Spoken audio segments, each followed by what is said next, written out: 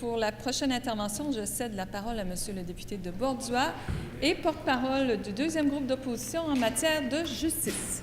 Merci, Madame la Présidente. Vous savez, du côté de notre formation politique, on est intervenu assez rapidement dans ce dossier parce qu'on trouve que c'est un dossier d'une grande importance et ce qui est véhiculé est fort préoccupant, notamment au niveau du plan de restructuration du directeur des poursuites criminelles et pénales, notamment suite à l'arrêt des procédures dans le dossier Shark. Et, Madame la Présidente, je comprends que du côté gouvernemental, on porte toutes sortes d'allégations du côté des deux oppositions. Ce que nous avons offert à la ministre, d'une façon très responsable et d'une façon très transparente, ça a été d'écrire au président de la Commission des institutions, Madame la Présidente, afin de convoquer un mandat d'initiative qui porterait sur les ressources allouées au directeur des poursuites criminelles et pénales et du plan du gouvernement dans le cadre de la lutte contre le crime organisé.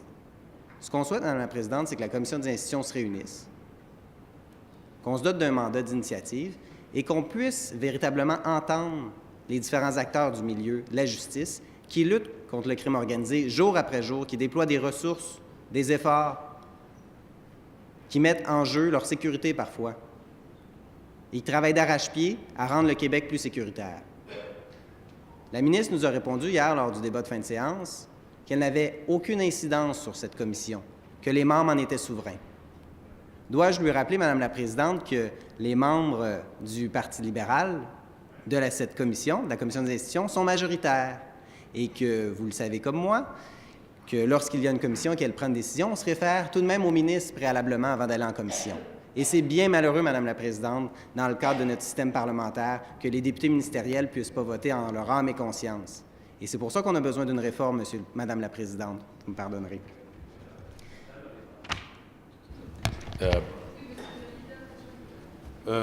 J'ai entendu le collègue prêter des motifs aussi partagés avec l'Assemblée nationale, un fonctionnement.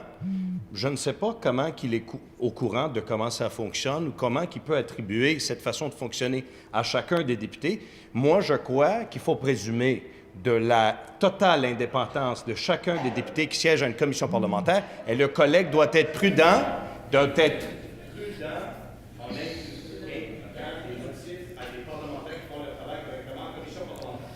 C'est très bien, Monsieur le leader adjoint du gouvernement. Alors, Monsieur le député a le droit à son opinion. Je vais vous demander de présenter un peu plus de prudence et de ne pas imputer de motifs. Et maintenant, je vous cède la parole pour la suite de votre intervention. Merci, Madame la Présidente. Je remercie le leader adjoint de son intervention. Ça m'a rappelé des souvenirs. Je me souviens, Madame la Présidente, que le leader de ma formation politique avait justement posé une question en cette Chambre, notamment lors de l'étude des derniers crédits budgétaires au mois de mai 2015, Madame la Présidente. Et c'est bizarre, on avait trouvé une feuille avec les questions que les députés libéraux ministériels devaient poser au ministre. Madame la Présidente. Là, on est rendu... Hors sujet, je me pose la... C'est très bien. Je me pose la question sur la pertinence.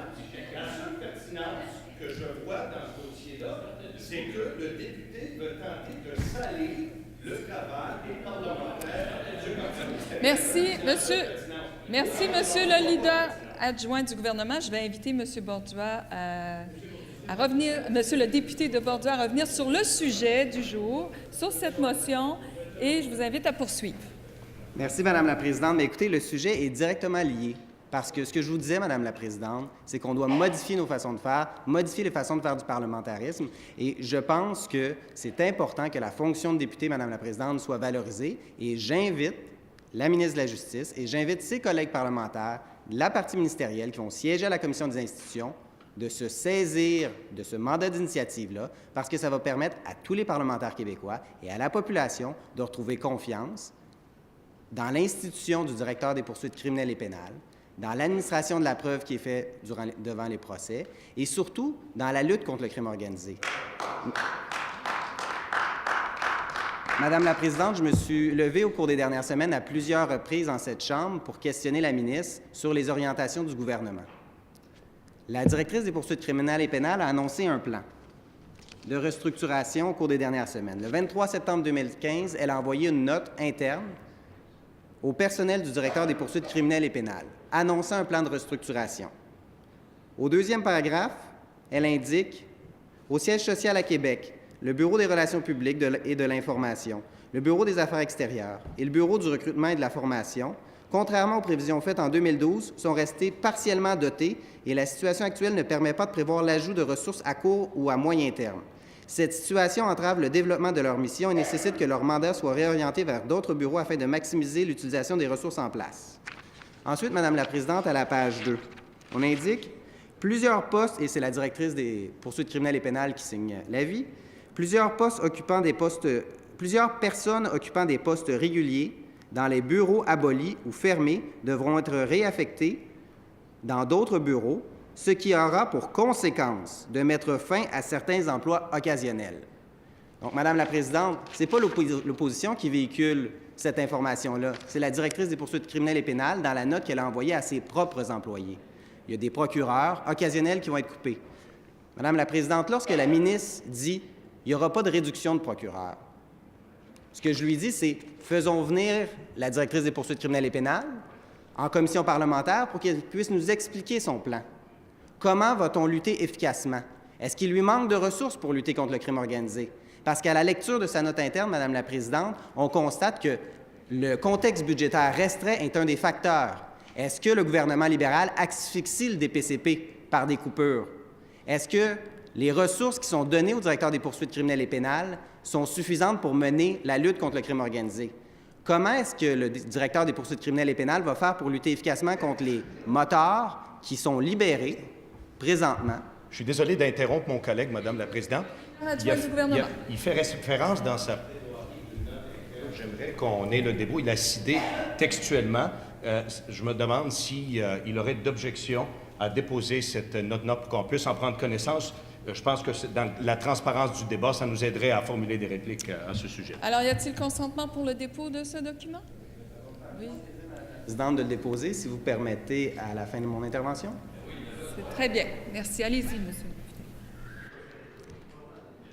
Vous savez, Madame la Présidente, de ce côté-ci de la Chambre, on veut collaborer, puis on n'a surtout rien à cacher pour la population québécoise. C'est pour ça qu'on veut convoquer la directrice des poursuites criminelles et pénales en commission parlementaire, et pas juste elle, l'ensemble des intervenants du milieu de la justice qui luttent jour après jour contre le crime organisé pour connaître quels sont les outils, les ressources qu'ils ont besoin.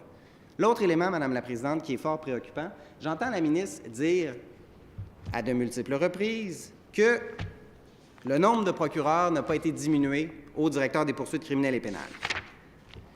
Dans le rapport annuel de gestion 2014-2015, qui constitue une photo de l'état du directeur des poursuites criminelles et pénales, au 31 mars 2015. Donc, la ministre réfère à la page 37 de ce rapport, qui a été déposé il y a quelques semaines.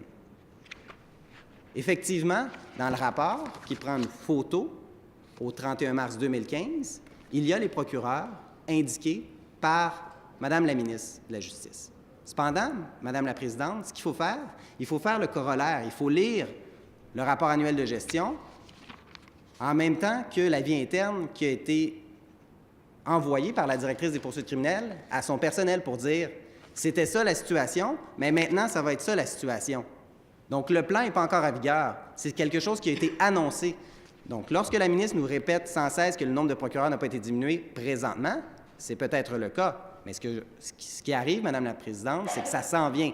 Donc, nous, ce qu'on vous dit, c'est que comment est-ce qu'on fait pour lutter efficacement contre le crime organisé? La directrice annonce un plan. C'est important qu'on l'entende pour savoir pourquoi elle a besoin d'un plan de restructuration, où va-t-elle affecter les procureurs, combien de procureurs vont être coupés, combien de procureurs vont être bumpés aussi, Madame la Présidente. Vous me permettrez d'utiliser ce langage parce que vous savez que par le jeu des conventions collectives, il y a certains procureurs occasionnels qui vont perdre leur emploi. L'autre élément, Madame la Présidente, qui est important, c'est que le DPCP avait des bureaux régionaux spécialisés. Et dans le cadre de ces bureaux régionaux-là, il y a des procureurs qui étaient spécialisés, qui consacraient leur carrière à la lutte contre le crime organisé. Le message qu'on leur envoie, c'est « retournez au palais de justice et vous ne ferez plus uniquement des dossiers de crime organisé ».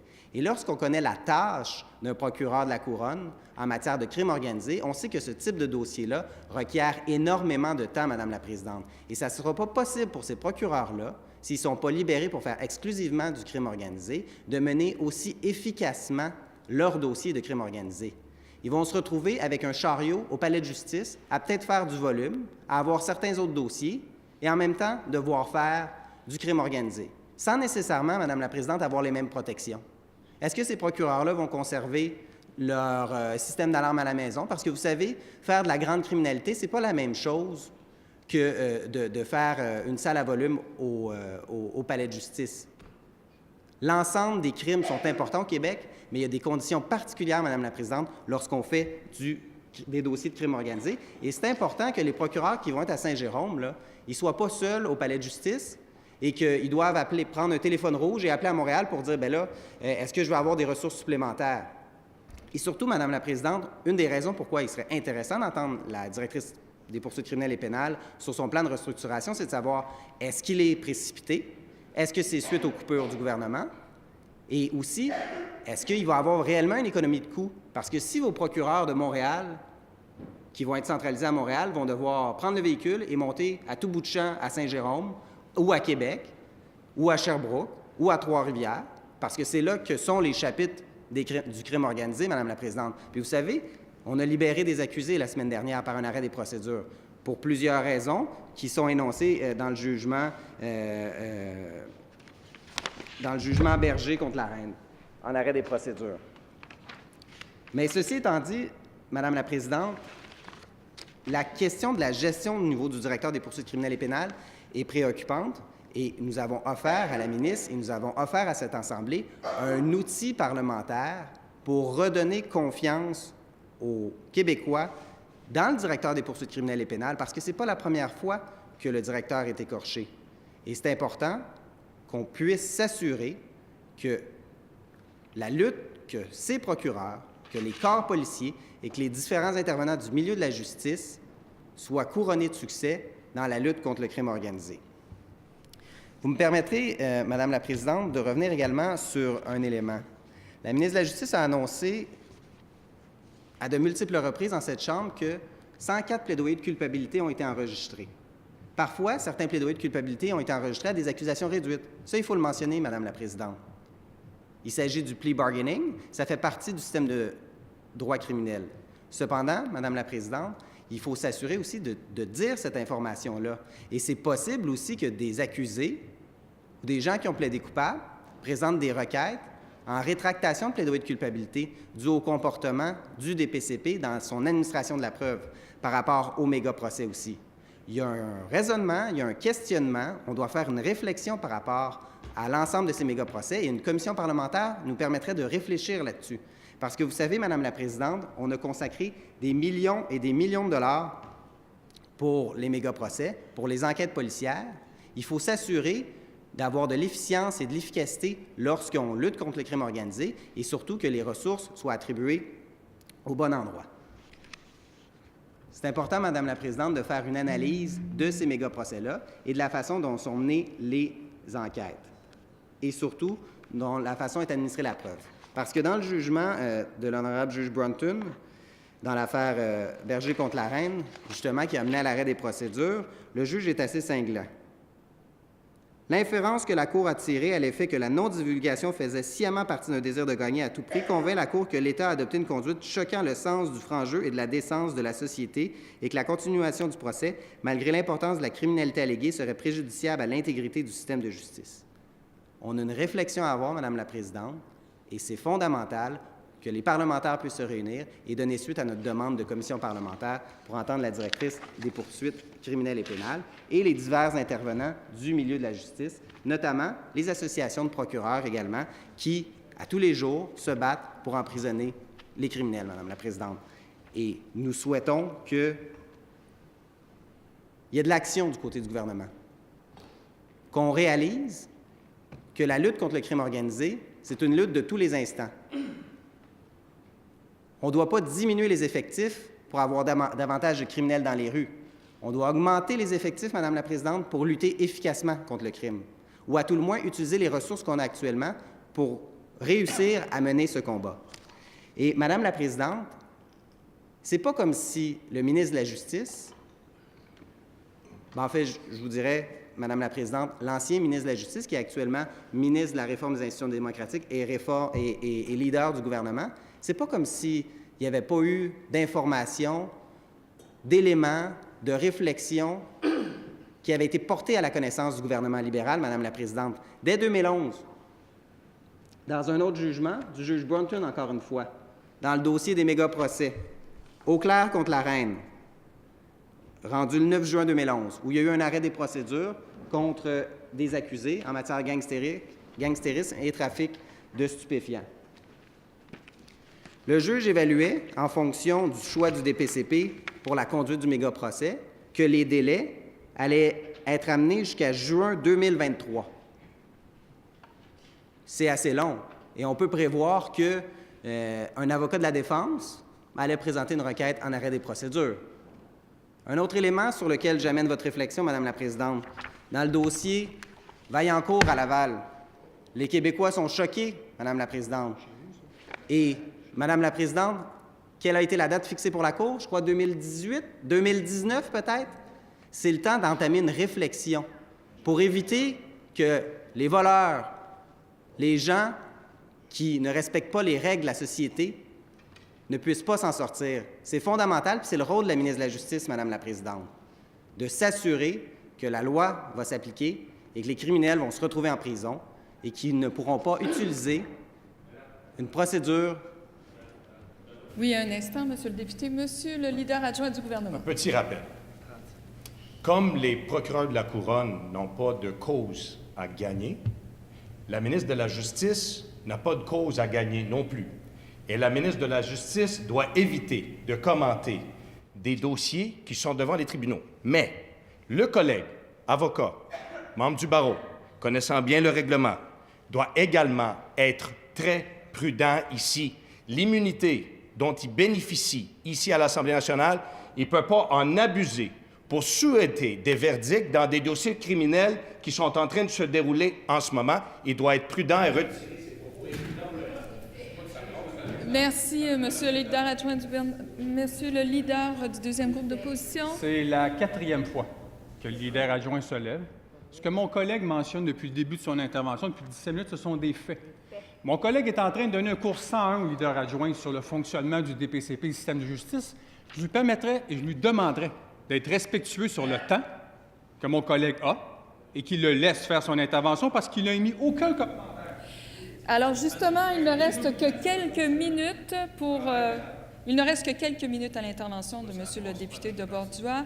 Et je vous invite à la prudence, Monsieur le député, oui, parce qu'il y a des cas qui sont toujours devant la Cour. Alors, poursuivez, il ne vous reste que quelques minutes. Merci, Madame la Présidente. Donc, comme je le disais, dès 2011, le gouvernement libéral avait été interpellé par la justice qu'il y avait un problème dans la gestion des méga-procès. Qu'est-ce que le gouvernement libéral a fait? Il est resté les bras croisés. On sait qu'en matière d'activisme sur ce point-là, ce n'est pas la plus grande force du gouvernement libéral, d'intervenir puis de mettre les bandits derrière les barreaux. Cependant, Madame la Présidente, ce qu'il faut dire, c'est que lors de l'étude des crédits, la dernière étude des crédits, on avait déjà souligné, Madame la Présidente, à la ministre, qu'il y avait une problématique avec le directeur des poursuites criminelles et pénales et les méga-procès. C'était ma collègue de Montarville, à l'époque, porte-parole en matière de justice, qui l'avait fait à juste titre. Et la ministre avait dit, bien, on réfléchit, il y a des discussions avec le barreau, avec le directeur des poursuites criminelles et pénales. C'est le temps de prendre action, Madame la Présidente. Il doit y avoir de la transparence. On doit lutter contre le crime organisé efficacement. On consacre des ressources importantes. Mais le plus important, Madame la Présidente, c'est de dire aux intervenants du milieu de la justice, les secrétaires juridiques, les techniciens juridiques, les procureurs, les gens qui sont en soutien aux procureurs, les policiers, les gens qui travaillent dans les postes de police, dans les forces constabulaires, que leur travail est important et que le politique, ici, va les supporter, va appuyer leur travail et va être conséquent avec les jugements des tribunaux et va répondre à la réalité à laquelle est confrontée la structure des méga-procès. Peut-être que les méga-procès n'étaient pas le meilleur choix, Madame la Présidente, mais on est au moment où on doit réfléchir et surtout, on doit entendre le directeur des poursuites criminelles et pénales en commission parlementaire. Et j'entendais le collègue leader adjoint de dire que la ministre ne devait pas s'impliquer énormément dans la gestion des dossiers. On lui offre une porte de sortie honorable. Elle ne siège pas sur la commission des institutions. Elle ne sera pas en conflit d'intérêts. Et les parlementaires pourront entendre et faire une vraie réflexion et faire des recommandations au gouvernement de façon à ce qu'on lutte efficacement contre le crime organisé. Parce que ce qui est arrivé dans le procès Shark, Madame la Présidente, c'est préoccupant. Ce qui est arrivé avec le plan de restructuration, on a besoin de savoir, on a besoin d'un plan de transparence. Et, Madame la Présidente, il n'y a pas d'économie à faire sur le dos des procureurs qui luttent contre le crime organisé. Et il n'y a pas d'économie à faire dans la lutte contre le crime organisé parce que ça va coûter beaucoup plus cher à la société québécoise si on ne s'occupe pas puis on laisse les bandits en liberté. Merci, Madame la Présidente.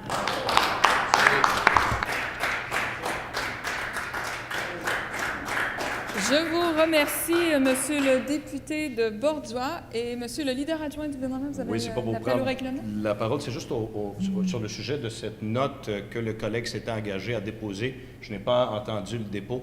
Alors, je lui rappelle son engagement envers cette Chambre, Madame la Présidente. Alors, c'est très bien. Monsieur le député fait le dépôt à l'instant. Et vous le déposez, très bien. Oui, allez-y. Ça va me faire grand plaisir de déposer la note interne. Je suis convaincu d'ailleurs, Madame la Présidente, que la ministre avait déjà cette note-là. C'est correct. Monsieur le député, on vous demande de déposer le document. Et vous n'avez plus de temps, Monsieur le député. Vous avez terminé votre intervention. Alors, vous faites le dépôt et c'est le temps maintenant de procéder à la prochaine intervention.